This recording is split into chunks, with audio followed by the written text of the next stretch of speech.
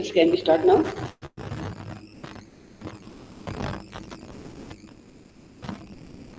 क्या हो गया, 9 बजे से आप लोगों की क्लास हो रही है क्या?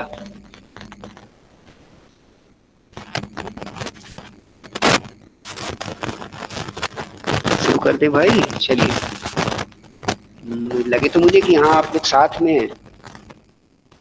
तो just I am reading the question which I have sent to you. A colliery company purchases wagons from the hire vendor on the hire purchase system over a term of 2 years. ठीक है, 2 साल के contract पर ये hire purchase की deal हुई on 1st Jan 2002.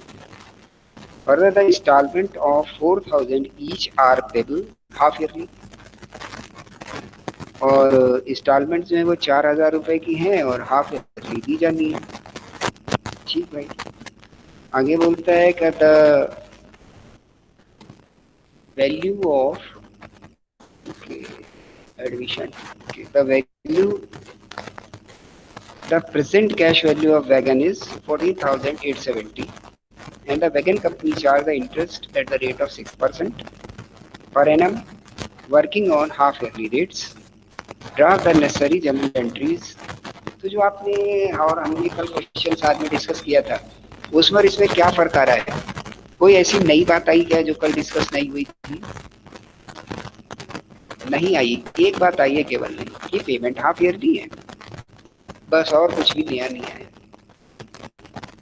ठीक, और साथ में आखिरी में बोल देता है कि books are closed on every 31 दिसंबर।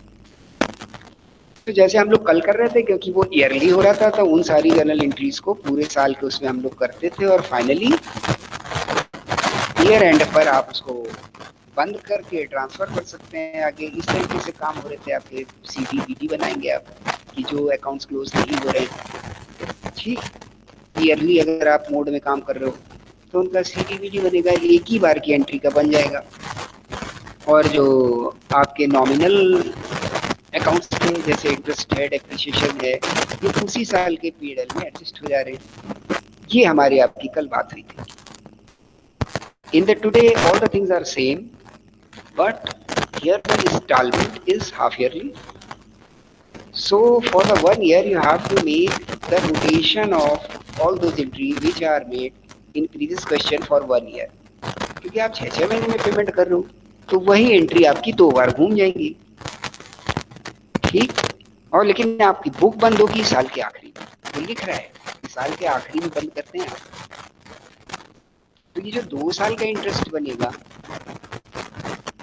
ठीक, क्योंकि डेप्रिसिएशन उसने बोला नहीं, तो ये जो 2 साल का इंटरेस्ट बनेगा ये आप एंड ऑफ द 31 मार्च वाला जो आपका हाफ ईयर होगा वहां पे आप पीएनएल में ट्रांसफर करेंगे। हर बार के हर बार नहीं होगा। बात समझ आ रही है? एक तो फर्क ही है, बड़ा फर्क। ठीक, दूसरा फर्क, क्योंकि इंटरेस्ट आपको पर एनम में दिया हुआ है, पढ़ लेता हूँ मैं। The rate of interest is 6% per annum. ठीक, पर एनम में दिया हुआ है और अब आपको हाफ ईयर को पेमेंट करना है। तो ना आप चाहेंगे कि जो आगे के 6 महीने उनका इंटरेस्ट मैं आज ही दे दूँ, ठीक, नहीं, जल्दी पैसा चला जाएगा, हो सकता है ओनर चाहे, लेकिन for the clarity of the accounting ये कहीं नहीं होना चाहिए कि आपका जो पेमेंट है वो बिल्कुल time to time and up to date होना चाहिए।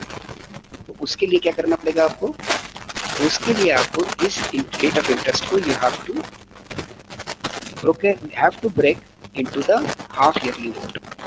इस हाफ ईयरली मोड में इस इंटरेस्ट को आपको तोड़ना पड़ेगा। तो 6% का इंटरेस्ट है, इसको तोड़ के आप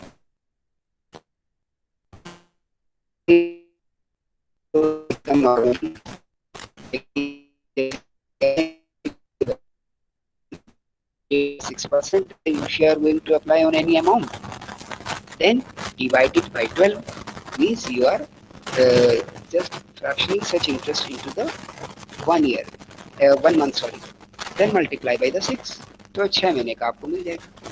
यानी जो भी आप मल्टीप्लाई अमाउंट उसी के साथ मल्टीप्लाई कर दो, 6 महीने का इंटरेस्ट और करना है। कल के इंटरेस्ट कैलकुलेशन का वर्क नोट उठाइए फटाक से, और इंटरेस्ट को हर 6 महीने में, 6 महीने में लग रहा है बेटा, हर 6 महीने में और हर 6 महीने में आपको एंट्री डालनी है, जो कि हर 6 महीने में आपकी एसेट में परिवर्तन होगा। हर 6 महीने में आप एंट्री को ड्यू करोगे और पेमेंट करोगे, तो दूसरे पैसा तो 6 महीने में चाहिए, तो हर 6 महीने में आप उसका पेमेंट करिए इंटरेस्ट का। तो जो बैलेंस बचे आपका between the instalment which is 4000, और जो इंटरेस्ट आप वर्कआउट करो उसको घटा के, तो जो बैलेंस आए उसको एसेट में से घटाते जाइए कल की क्लास की तरीके से। तो जरा इस वर्क नोट को फटाफट बनाइए, तो देखिए कहाँ तक बात आगे बढ़ती है। क्लियर? या कोई डाउट लग रहा है तो उसको पूछिए फटाक से। बनाइए work note for the calculation of the interest. एक तरफ आपकी वैल्यू ऑफ एसेट होनी चाहिए, दूसरी तरफ इंस्टॉलमेंट होनी चाहिए, और फिर उसके बाद आपकी पेमेंट्स। तो जब पहला आपकी उसकी वैल्यू बता रहा है वो 14,870, तो पहली किस्त जब आप उसको 4,000 रुपए की देने जा रहे हो, तो इस किस्त में आपका उस एसेट का मूलधन भी शामिल है, value of asset plus interest भी शामिल है। तो जल्दी से आप इसके ऊपर इंटरेस्ट कैलकुलेट कर दीजिए, जैसे कल किया था आपने 14,870, तो 14,870 multiply by the 6% multiply by the 6/12, calculate करके जो वैल्यू आपकी आए, ये वैल्यू आप अरे आपका इंटरेस्ट हो गया for that half yearly period. इसको आप चाहते हैं उस हाफ ईयरली सेट के एंगेजमेंट क्या पे किया ये पता चल जाएगा। क्लियर? साथ ही उस एसेट की वेटेज रिड्यूस पर अप्लाई करना है, ऐसे करते चले जाइए, 2 साल तक आपको करना है केवल। तो 3 बार आपको कैलकुलेट करना पड़ेगा, और चौथी बार जो इंस्टॉलमेंट बच रही है उसमें से आपने तो कसम खा रखी ना हम तो 4-4 हजार देंगे, तो डिफरेंस आपको खुद ही मिल जाएगा जो एसेट की वैल्यू बच रही है उससे। तो जरा करो इसको फटाक से आप लोग।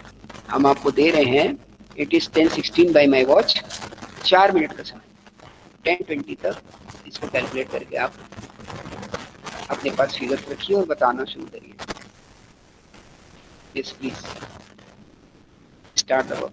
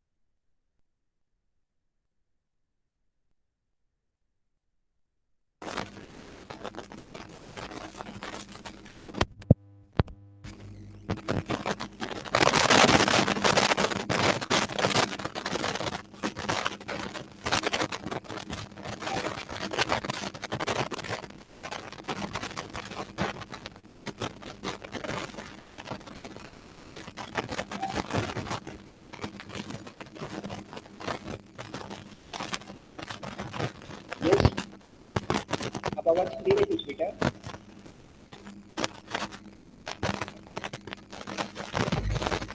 सूरज, now you are getting the voice? Yes sir. कौन? तो मैंने ये बोला था कि कल का जो क्वेश्चन डिस्कस हुआ था ये सिमिलर उसी तरीके का है, बस इसमें एक चेंज है कि हाफ ईयरली इंटरेस्ट को कैलकुलेट करना है। तो हाफ ईयरली करने में आप इंटरेस्ट को, जो वैल्यू ऑफ एसेट है उसके ऊपर आप अप्लाई करिए और उसके साथ में 6/12 लगा दीजिए, तो हर 6 महीने का इंटरेस्ट आपको मिल जाएगा।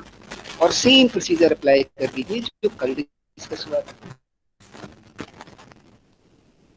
और जल्दी से इंटरेस्ट की value of each 6 monthly as well as the value of asset in each 6 monthly, ये कैलकुलेट करके बता दीजिए। बाकी जनरल एंट्री तो सब वैसी रहेंगी जैसी आपके साथ डिस्कस हो रही है 2 दिन से। पर P&L में आप ट्रांसफर करोगे 2 बार की छमाही के बाद, क्योंकि वो आपको बोलता है कि इनकी जो बुक ऑफ अकाउंट है वो 31 दिसंबर को क्लोज होती है।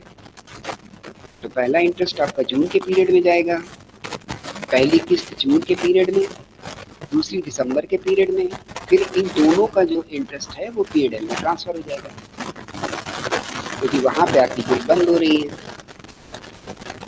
ठीक है, तो जल्दी से थोड़ा सा इसका कैलकुलेशन करके बताओ मुझे, तो समझ आएगी कि कितना सीखे आप कल से आज तक। प्लीज ट्राई जरूर करिएगा, कोचिंग मत छोड़िएगा। यहाँ पे कोई साथी ट्राई करेंगे, बाद में डिस्कस हो जाएगा तो आप सीख जाएंगे। घबराइए मत, जुटे रहिए। Please try first. मैं ज्वाइन कर रहा हूँ, आपको 2 मिनट 3 मिनट का समय और दे रहा हूँ कि जल्दी वर्किंग करके आपके रिस्पॉन्सेज आने लगे, देन आई विल इंटरव्यू।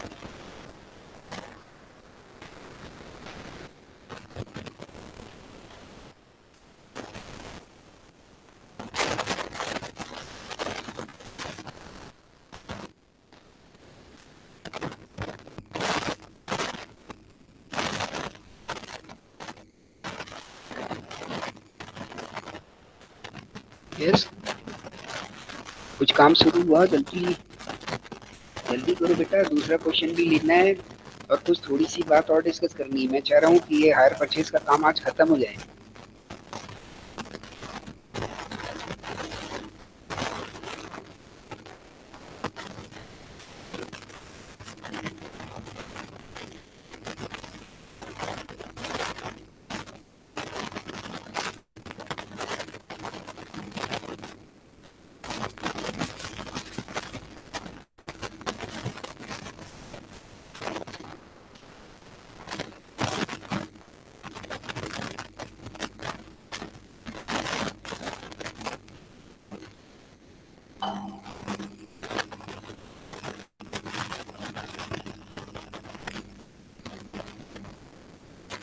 हाँ जी बच्चों, कहाँ सुविधा आ रही है, पूछिए फटाफट।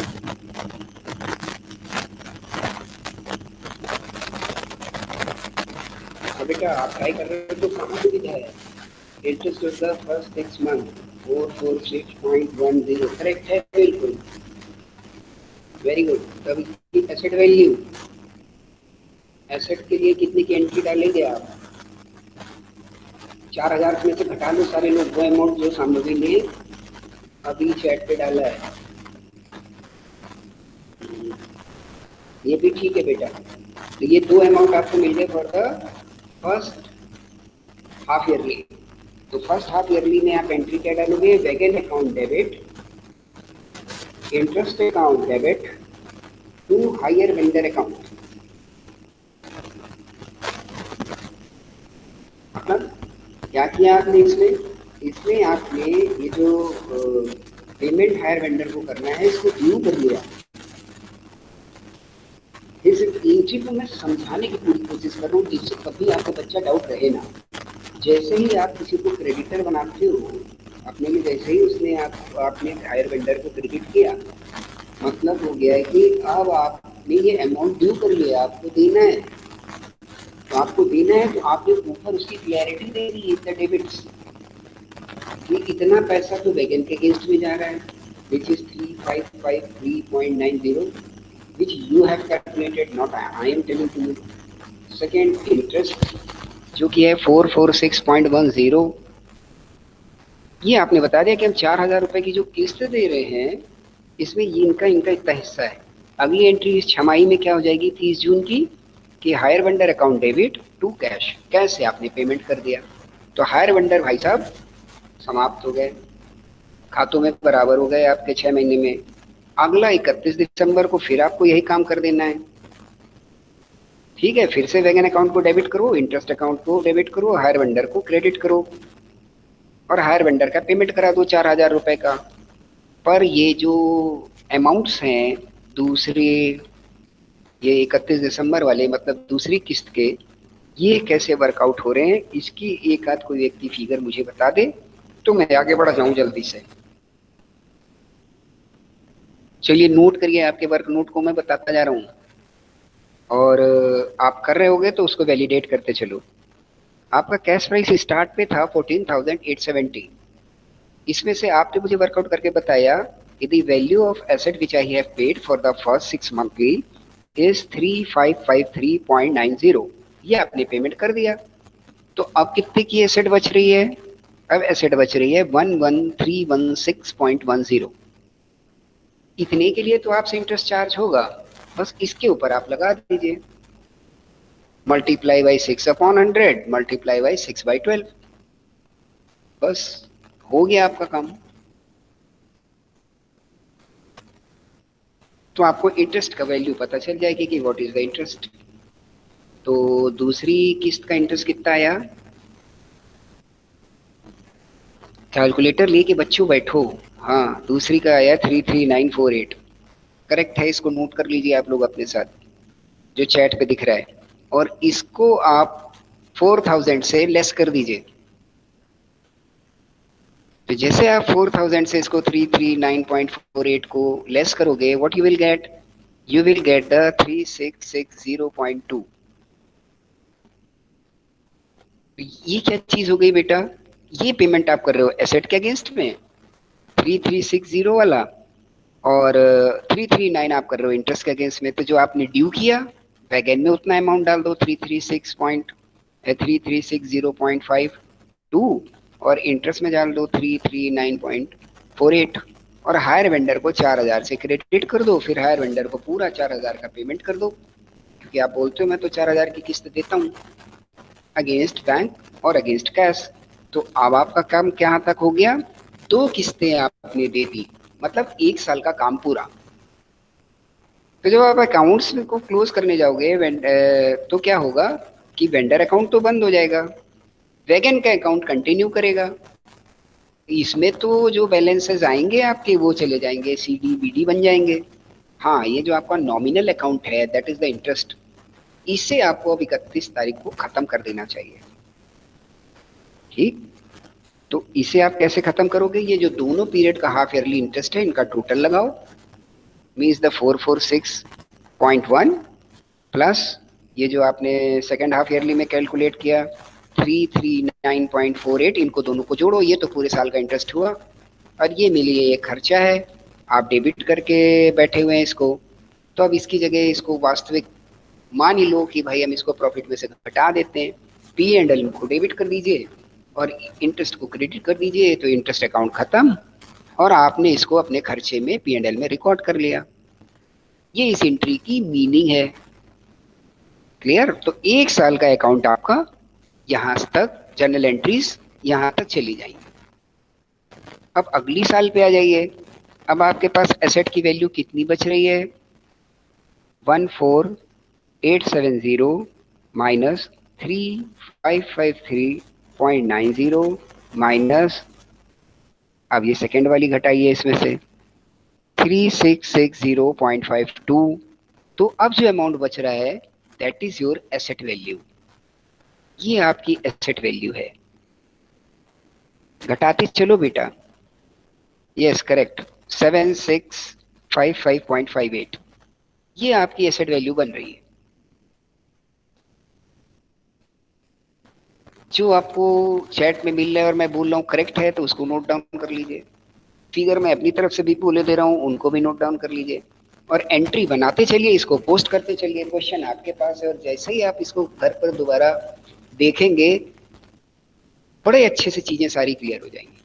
और शर्माइए कहीं मत, जहीं जहां कहीं भी कोई डाउट हो फौरन बेहिचक पूछ लीजिए। तो अब आपके पास इस एसेट की वैल्यू आ गई for the start of second year. तो 30 जून के लिए जब आपको इंटरेस्ट कैलकुलेट करना है तो आप किस एसेट वैल्यू को ले लोगे? 7655.58। इस पर आप 6% अप्लाई करिए और उसका 6/12। तो जब आप ऐसा कर दोगे तो then you will get the interest value which is 229.67।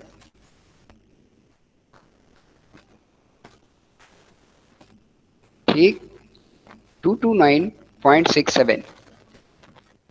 अब इस 229.67 को जब आप वो 4000 की किस्त में से घटाओगे, then you will get the value of asset which you have paid to the vendor.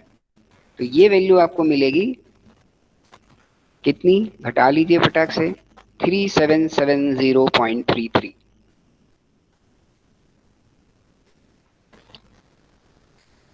जो लोग करते जा रहे हैं वो मिलाते जाएं। अगर उनके करने में और मेरे बताने में कहीं कोई डिस्क्रिपेंसी है, then may feel free to ask. फौरन पूछिए बेटा।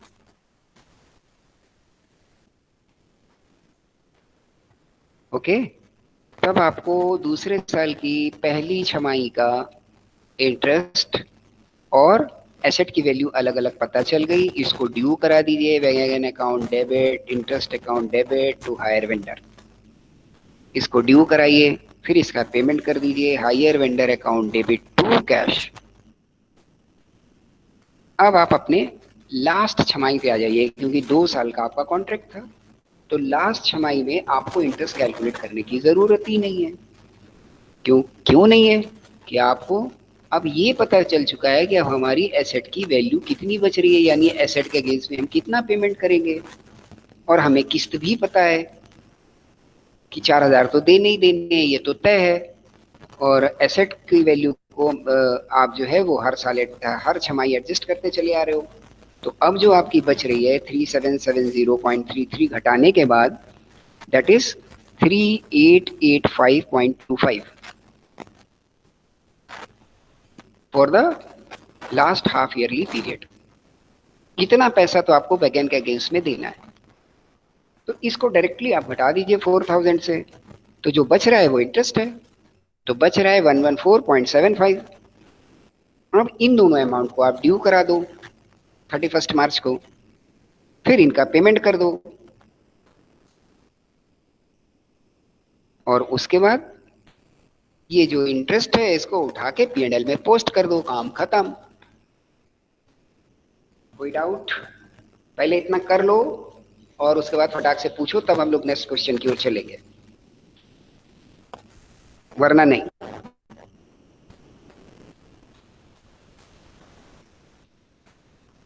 कर लो और आप मुझे एश्योर कर दो कि हाँ हो गया है, तब आगे बढ़ते हैं हम लोग।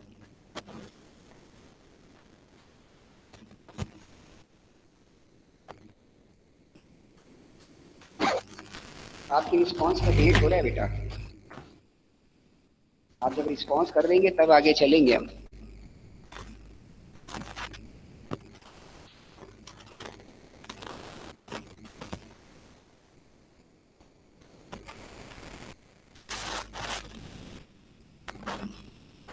Yes,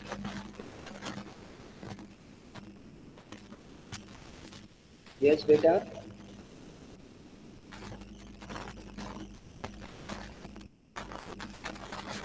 Have you properly done the question discussed? Is there any doubt? अरे यार, आप सबको मैंने गार्ड बना दिया ट्रेन का। आप हरी झंडी दिखा नहीं रहे तो मैं आगे चलूं? हाँ, आप लगा कि ड्राइवर की सुनवाई हुई जब उसने जोर से सीटी बजाई। ठीक, तो आप लोग हरी झंडी मुझे दिखाते रहिए बीच बीच में। ठीक है। और यस, और सारे लोग बेटा रिस्पॉन्स करते रहो या आपस में पूरे कांटेक्ट में रहो। अगर मुझसे पूछने में दिक्कत हो रही है कोई भी, तो कम से कम जितने लोग हम लोग जुड़े हुए हैं इनको चीज़ें सारी अच्छे से क्लियर हो जाएं। इसके बाद हो सकता है आपके साथ जो आपके कोई और भी कुलीग्स जुड़े तो उनको उनको ही भी कुछ मदद हो जाएगी। ठीक, तो इस ढंग से हम लोग क्लास को लेके चलें। तो अब जो दूसरा क्वेश्चन है इसको थोड़ी देर के लिए छोड़ के जो एक और बात छूट रही है वो कर लेते हैं हम लोग, फिर टाइम बचता है तो इस दूसरे क्वेश्चन को लेंगे, वरना इस दूसरे क्वेश्चन को आप घर से ट्राई करके आओगे, उसके बाद नेक्स्ट सेशन में डिस्कस कर सकते हैं, क्योंकि तब तक आपकी और क्लैरिटी इसके ऊपर बढ़ चुकी होगी। अब क्या केस हो सकता है, अभी तक आप जितने केस देख रहे हो उसमें इंटरेस्ट को खोजना है और फलाना करना है, तो अभी तो आपने सिंपल तरीके देखे, इंटरेस्ट को खोजने के कई सारे तरीके हो सकते हैं। जैसे अभी तो आप डायरेक्ट इंटरेस्ट एप्लीकेशन देख रहे हो, उसके बाद एन्यूटी बेसिस पे हो सकता है कि कोई एन्यूटी रेट दे दिया जाए, उसको मल्टीप्लाई करके करो आप इंस्टॉलमेंट में और उससे इंटरेस्ट को फाइंड करो। ठीक, प्रोपोर्शन मेथड में दिया जा सकता है कि इस प्रोपोर्शन में इंटरेस्ट चार्ज होता है। That is also simple arithmetical work, nothing else. उसमें कुछ भी नहीं है, सिर्फ एक वो हल्के से अरिथमेटिक के काम है। ये कई तरीके से आपको इंटरेस्ट और अमाउंट ऑफ द एसेट के बीच में झूला झुलवाता है और आपको सीधे सीधे एक किस्त की अमाउंट बता देता है। Now you have to bifurcate. तो इसके एक दो एग्जांपल हम लोगों ने देख लिए, और एक क्वेश्चन जो मैंने आपको और डाला हुआ है उसमें भी आपको एक नया तरीके से इंटरेस्ट और इन चीज़ों को कैलकुलेट करने का तरीका मिलेगा। पहले आप कोशिश कर लें, फिर कल उसको डिस्कस करेंगे हम, means in the next session. Now the big issue regarding the theory, कि अभी तक तो सारी बातें कौन सी हैं कि आपकी सारी पेमेंट नॉर्मली चल रही है। If you make the default, अगर पेमेंट देने में आप डिफॉल्ट कर देते हो या वेंडर को पेमेंट नहीं मिलती तो क्या होगा? इन द रियल सिनेरियो उसकी जान सूख जाएगी यार, कि अभी एसेट तो मेरे नाम है, इस्तेमाल कोई और भाई साहब कर रहे हैं और ये पैसा भी नहीं दे रहे हैं। यार ये तो बड़ा सरदर्द हो गया है, अब क्या किया जाए?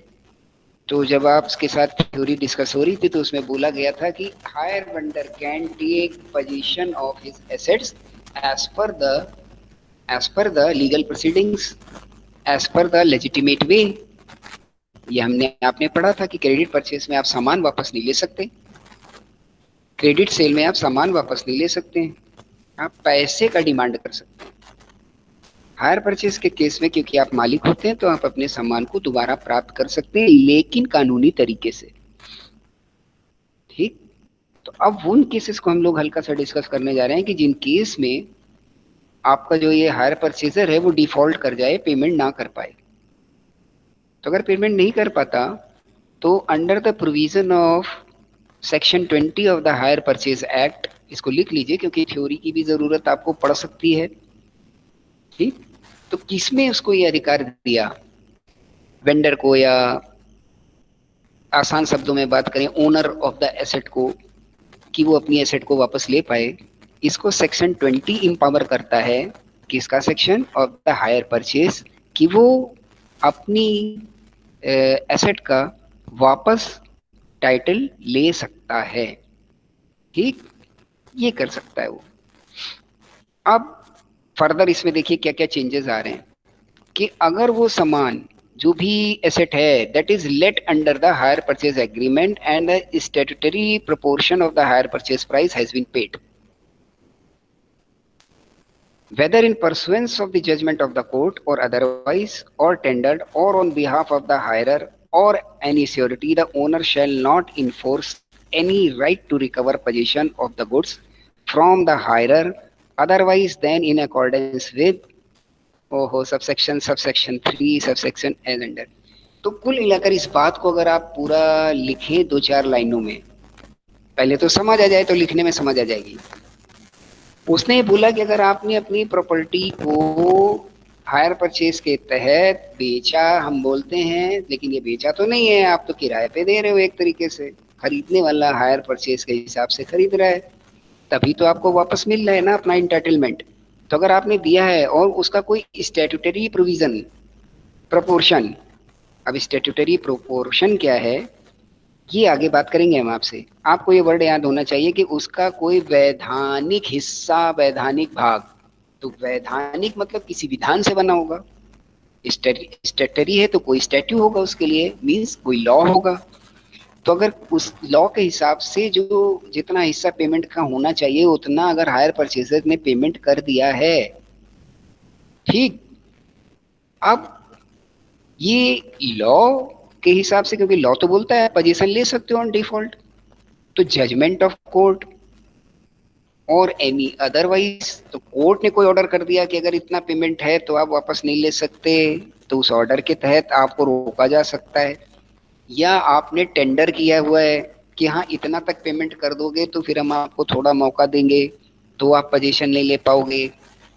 अगर श्योरिटी आपको प्रॉमिस करता है, जो इसने जो गारंटर है उसका, कि नहीं नहीं आप चिंता मत करिए मैं तो दूंगा ही दूंगा, या श्योरिटी से आपने कुछ वसूल लिया है, तो भी आप उस प्रॉपर्टी को रिकवर नहीं कर पाएंगे। क्लियर? तो भी आप उस प्रॉपर्टी को रिकवर नहीं कर पाएंगे। तो कितनी बातें इसमें आ गई? यस, जल्दी जल्दी से बताइए कितनी बातें इसमें आ गई। किसी कोर्ट के ऑर्डर के द्वारा इस पोजीशन को रोका जा सकता है, ठीक। किसी लॉ या स्टैट्यू के हिसाब से जितने हिस्से का पेमेंट हो जाना चाहिए अगर वो हो गया है तो आपको रोका जा सकता है। अगर सिक्योरिटी से उसके अगेंस्ट में आपने कुछ वसूली कर ली है तो आपको रोका जा सकता है, ठीक। इन तरीकों से आपका ये जो रीपोजिशन का राइट है, इस राइट को क्या बोलते हैं? रीपोजिशन ऑफ द प्रॉपर्टी और द एसेट। तो this is the right of reposition. तो ये जो रीपोजिशन का राइट है ये आपका रोका जा सकता है। तो ये जो रीपोजिशन का राइट है ये यहाँ से ब्रेक होता है। अब अगर ये शर्तें लागू नहीं होती, then you can recover your asset or you can get the repossession. तो repossession के लिए what you have to do? You have to file an application against the court in which jurisdiction such issue is filed. आता है जिस court के क्षेत्राधिकार में ये आपके लेन देन का मामला आता है, उस कोर्ट में आप सूट फाइल कर सकते हो कि ये साहब को मैंने हायर परचेज पे बेचा था और 2 किस्त के बाद इन्होंने किस्त नहीं दी, तो कृपया मेरी संपत्ति मुझे वापस देने का अधिकार दिया जाए, मैं लेने जा रहा हूं, मुझे अनुमति मिले। इस तरीके की कोई एप्लीकेशन आप फाइल करेंगे, बहुत आसान शब्दों में मैं आपको बता रहा हूँ, ठीक। तो जो आपको सेक्शन 20 के तहत राइट मिला हुआ है कि आप प्रॉपर्टी को रिकवर कर सकते हो, उसके साथ कुछ बाइंडिंग्स लगी हुई हैं, तो वो बाइंडिंग्स मैंने आपके साथ डिस्कस कर दी। फिर आप अपनी एप्लीकेशन को मूव करिए और उसके बाद फर्दर आप क्या करें, अगर आपको ऑर्डर मिल जाता है then you can recover your asset. अब ये स्टैट्यूटरी प्रोपोर्शन क्या है, जो एक वर्ड आया था, वैधानिक हिस्सा, कि जहां पे आपको रोका जाता है, this is the 1/2 of the hire price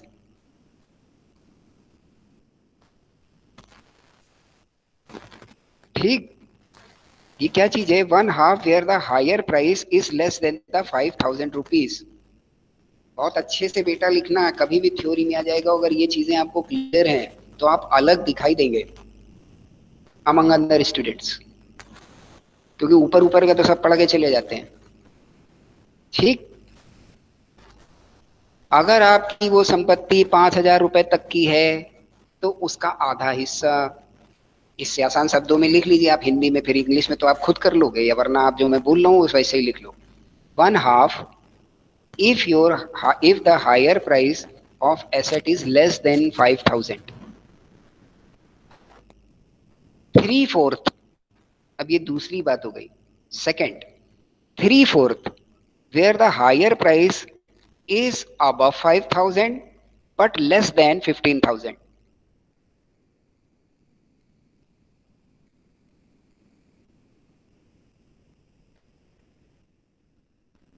ठीक।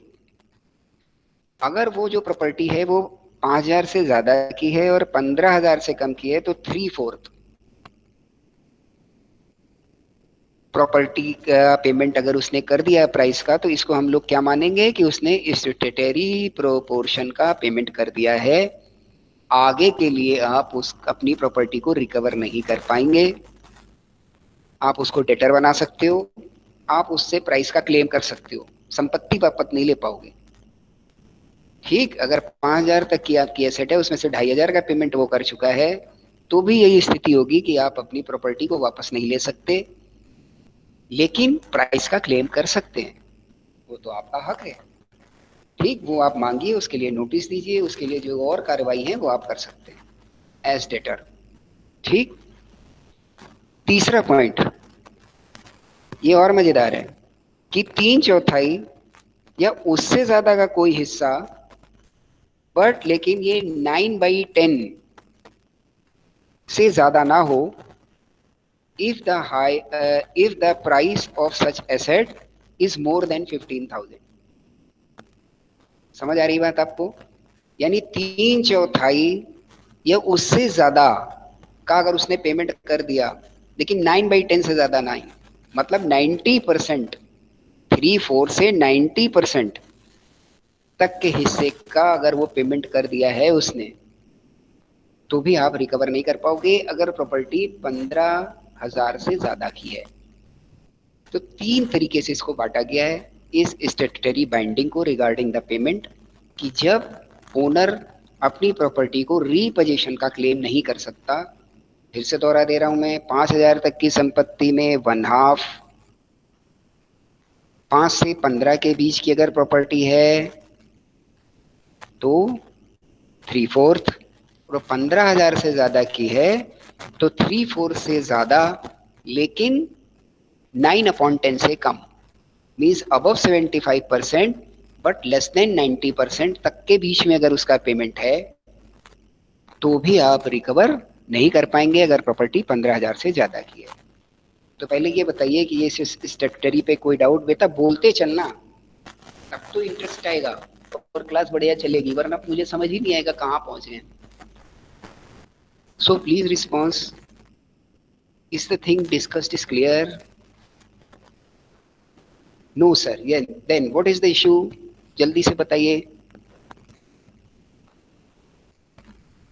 Yes, clear, okay. और किसी का कोई रिस्पांस? किसी को भी बेटा कोई डाउट हो? जितने भी मेरे इस समय रिस्पेक्टेड स्टूडेंट्स मेरे साथ जुड़े हैं, उनमें किसी को भी कोई डाउट हो? Shambhavi, clear, anybody else? यार सारे लोग मेरे लिए इक्वली इंपॉर्टेंट हो, ये मत सोचो कि ये इन्हीं दोनों को तुमने बैट्समैन बना दिया, यही लोग तुम्हारी टीम की ओर से केवल रन बनाएंगे। आज का जमाना आप देख रहे हैं 2020 का, 11वें नंबर पे भी जो आता है वो भी मैच जिता देता है। तो आप सारे के सारे लोग बहुत इंपॉर्टेंट हो। यस, जल्दी से बताइए, किसी और को कोई डाउट?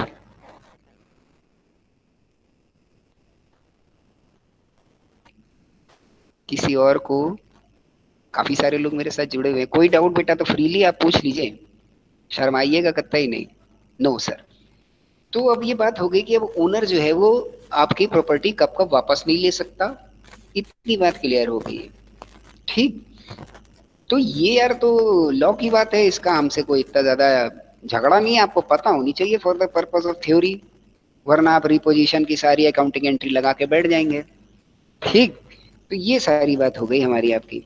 अब बात आ जाती है कि अगर ऐसा केस आ जाएगा and if the asset is repossessed, तो क्या एंट्री बनेगी? क्योंकि बात तो अकाउंट की है। अकाउंट मतलब मुनीमत, मुनीमत मतलब जो भी लेन देन हुआ है उसको दर्ज करना। तो क्या दर्ज करेंगे आप? क्योंकि आप तो सब अच्छा अच्छा दर्ज किए हो, ये ड्यू करो, ये पेमेंट कर दो, ये इंटरेस्ट को फलाना कर दो, इतना आपने काम किया। अब तो नया बवाल आके खड़ा हो गया कि यार ये पेमेंट ही नहीं कर पा रहा। वापस ले पाओगे नहीं ले पाओगे, ये तो कानूनी मुद्दा था जिसको डिस्कस करना था, जो पता होना चाहिए था आपको in the case of the hire purchase, कि कब कब आप रिपोजीशन के लिए इंटाइटल नहीं है। क्योंकि इसमें तो बड़ा बड़ा लिखा होता है, bold the difference between the credit sale and the hire purchase, that the hire purchase vendor can possess his assets if there is any default in payment। तो उसकी क्लैरिटी के लिए ये पॉइंट मैंने आपके साथ डिस्कस किया। ठीक है, तो अगर अब आप रिपोजीशन करने जा रहे हो तो क्या क्या होगा? तब तो बेटा दर्ज करना पड़ेगा ना।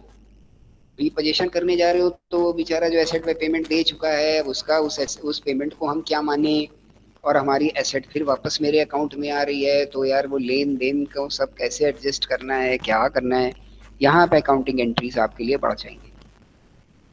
बात समझ आती जा रही है?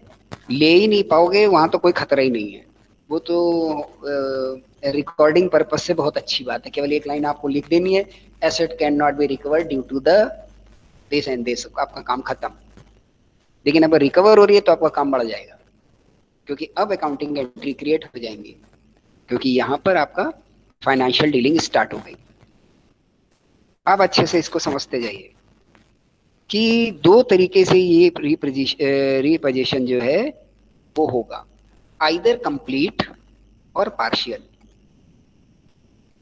ये सारी बेटा प्रैक्टिकल लाइफ की बातें हैं, कि कोई आपसे पूरा पैसा मांगने वापस आए, उसका आप कोई सामान लिए हो तो आप उससे बोलो भैया अब हम बिल्कुल नहीं दे पाएंगे, कहला पूरी दे दे, ले गया अपनी चीज।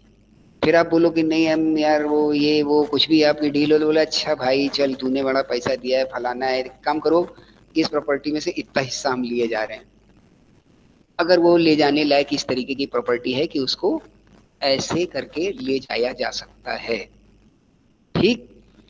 तो आपका रिपोजिशन कितने तरीके का हो सकता है, may be the complete, may be the partial.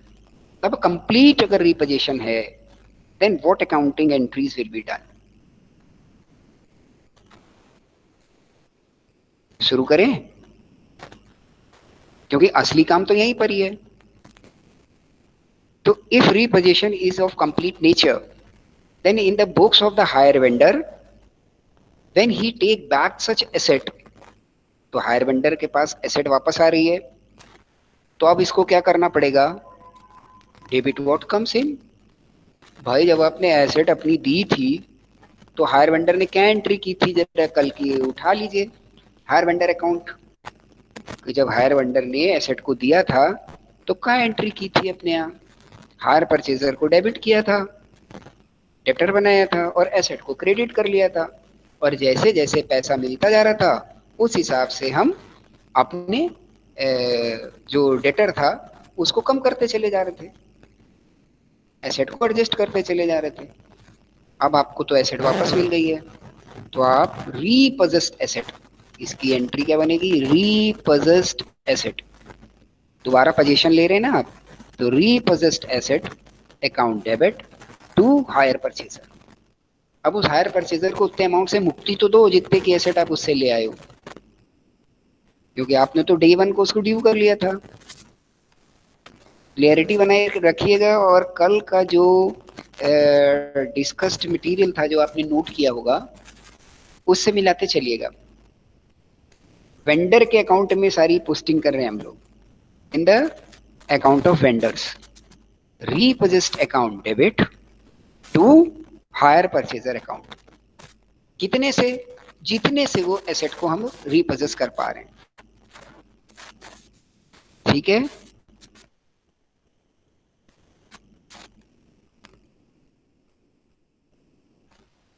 ठीक है, कोई डाउट है इस पे?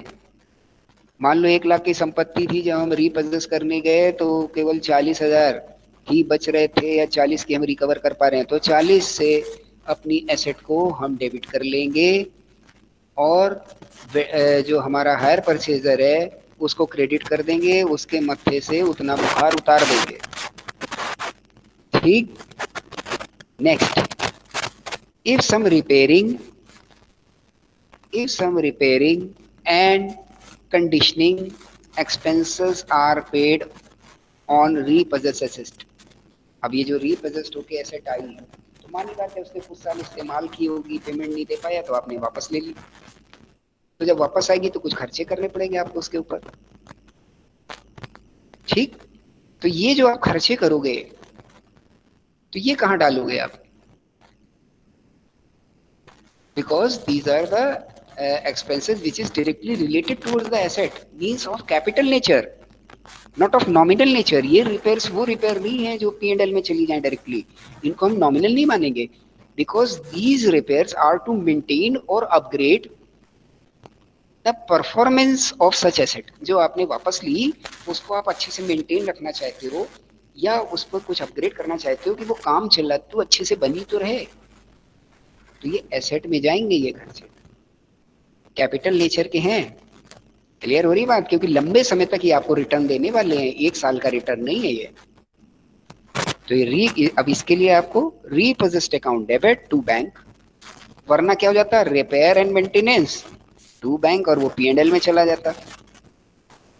ठीक, आपने संपत्ति वापस ली तो जितने से वापस ली उतने से एसेट के अकाउंट को डेबिट करो, वेंडर को क्रेडिट कर दो। अब उस रीपोजेस्ड एसेट में फर्दर अगर आपने कोई खर्चा किया for the repair, for the maintenance, for making its well to do condition, then debit such asset account, means the repossessed asset account to cash। repossessed में ही तो डालो उसको, तो एसेट की वैल्यू बढ़ रही है, कैपिटल नेचर का है। अब ये जो आप वापस लेके आ गए, या तो आप इस्तेमाल करोगे तो फिर आप अपने कंटिन्यू, अगर आपके बिजनेस में इस्तेमाल करने वाले हो तो फिर उसको कंटिन्यू करो, वहां से फर्दर वहां से डेप्रिसिएशन लगाओ और नॉर्मल एसेट की तरह ट्रीट करो। If you are not doing so and you are making sale of such asset, उसको आपको बेच देना है, तो अब जो रीपोजेस्ड एसेट की वैल्यू आ गई, जितने की बिक रही है उतने से बैंक डेबिट करो और रीपोजेस्ड अकाउंट को क्रेडिट कर दो, तो रीपोजेस्ड अकाउंट खत्म। जितने की है उतने की बिक जाए तो, समझ आता जा रहा है? उससे ज्यादा की बिक रही है तो बैंक अकाउंट तो डेबिट होगा। कोई एक चीज आपकी साथ में profit on sale of such आ जाएगी। अगर कम पे बिक रही है तो बैंक अकाउंट तो उतने से ही डेबिट होगा जितना पैसा आपको मिल रहा है। बाकी क्या हो जाएगा, loss on asset, repossessed asset, और रीपोजेस्ड एसेट आपकी सेल आउट हो जाएगी। Is there any doubt? Is there any doubt यहां तक की बात में? No doubt. Please anybody else, is there any doubt? No. तो ये जो संपत्ति आपने वापस ली, समझ आ गया? उतने से आप अपने खाते में उसको ले आओ डेबिट करके। जो जो खर्चे उस पे हों कैपिटल नेचर वाले, कि जो एसेट की मेंटेनेंस और उसकी परफॉर्मेंस से जुड़े हुए हैं, उनको भी एसेट अकाउंट में आपको डालना है। फर्दर वो एसेट जब अगर बिक रही है तो bank account debit to repossessed asset. Same amount पे बिक जाए जितने की आपकी एसेट है। जो कम ज्यादा है वो आपको पता है लॉस या gain on sale of such asset बन जाएगा। और ये लॉस और गेन, रीपोजेस्ड अकाउंट तो बंद हो जाएगा। ये जो लॉस और गेन है ये नॉमिनल है, ये उस साल के प्रॉफिट एंड लॉस में चला जाएगा जिस साल के लिए आप, जिस साल में आपने ये सेल का इवेंट आपके बिजनेस में हुआ होगा।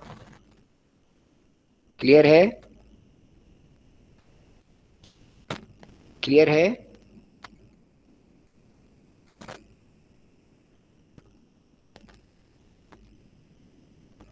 यस। तो इस तरीके से क्या होगा बेटा, वेंडर की बुक में रीपोजेस्ड एसेट का ट्रीटमेंट होगा। और आप खास ध्यान दीजिए, जब भी रीपोजेशन का कोई केसेस आ जाए तो आपका कान खड़ा हो जाना चाहिए कि इस पे सबसे ज्यादा इफेक्ट वेंडर को पड़ने वाला है, क्योंकि मनी भी उसकी इन्वॉल्व थी और उसी को वापस लाना है, उसी में खर्चे होने हैं, फिर उसी को प्रॉफिट और लॉस पे बेचना है। ठीक, लेकिन क्योंकि ये आई गई हायर परचेजर के अकाउंट से भी है, तो हायर परचेजर के अकाउंट को डिस्कस कर लेते हैं। उसमें कुछ नहीं है, सिंपल एंट्री है कि जैसे ही वेंडर ने आपको क्या किया था, आपको क्रेडिट कर दिया था, एसेट को डेबिट कर लिया था। अब एसेट आपके यहाँ से बाहर जा रही है, ठीक, तो आप एसेट को क्रेडिट कर दो और वेंडर को डेबिट कर लो जितने की वो रीपोजेस्ड एसेट है। In the book of the hire purchaser, बड़ा बड़ा लिखना, in the book of the hire purchaser when the asset is repossessed by the owner, तो एंट्री क्या बनेगी, hire vendor account debit to asset account. क्योंकि hire जो vendor था वो आपका क्रेडिटर था, तो उसकी वैल्यू तो कम हो रही ना उतने से जितने की एसेट वो ले गया। एक एंट्री हो गई। और उसके बाद अब आप सीधे सीधे, क्योंकि अब एसेट तो आप लाए थे for the purpose of not to make such asset as a fixed asset, you are taken such asset for the purpose of business operations। तभी तो आपने किराए पे ली या किस्तों पे ली, उनसे कुछ काम आप कर रहे थे। तो फिर जो वो एसेट में कम ज़्यादा हुआ है उसको आप P&L अकाउंट में डाल दीजिए बस, जिस साल आपकी एसेट रीपोजेस्ड हो गई हो। अब आपकी मीटिंग को क्लोज करने के लिए 2 से 3 मिनट है मेरे पास, तो प्लीज़ बहुत जल्दी से रिकॉल मेमोरी से आज के सेशन से जो भी डाउट्स आपको आ रहे हों उनको पूछ लीजिए, और फिर नेक्स्ट सेशन में जो एक आपका क्वेश्चन बचा रह गया है उसको हम लोग देखेंगे, और इस दौरान मैं कोशिश करूंगा कि एक रीपोजीशन से रिलेटेड क्वेश्चन और डाल दें, तो in the first half of the next session आपकी ये दोनों चीज़ें डिस्कस हो जाएं। इतनी तैयारी के साथ आप आइएगा, ठीक। और फिर नेक्स्ट सेशन में हम लोग स्टार्ट कर लेंगे इंस्टॉलमेंट पेमेंट, जो इसका जुड़ा हुआ भाई है, उसके बगैर तो हायर परचेज की बात पूरी नहीं होती, ये दोनों एक साथ जन्म लेते हैं, ठीक। तो in the next session we will discuss the installment payment, और ये 2 क्वेश्चंस पर इनको आप अच्छे से देख के आओगे। Is there any query, is there any query in the today session? yes, no, anybody else have any query? Any query बच्चों? Please respond quickly. Is there any query? कोई क्वेरी है बेटा? No, no, okay, then thank you very much. बहुत अच्छी meeting रही आप लोगों के साथ। Have a nice day. Thank you sir. Thank you, Thank you, sir. Thank you all of you. Thank you, sir. Thank you बेटा।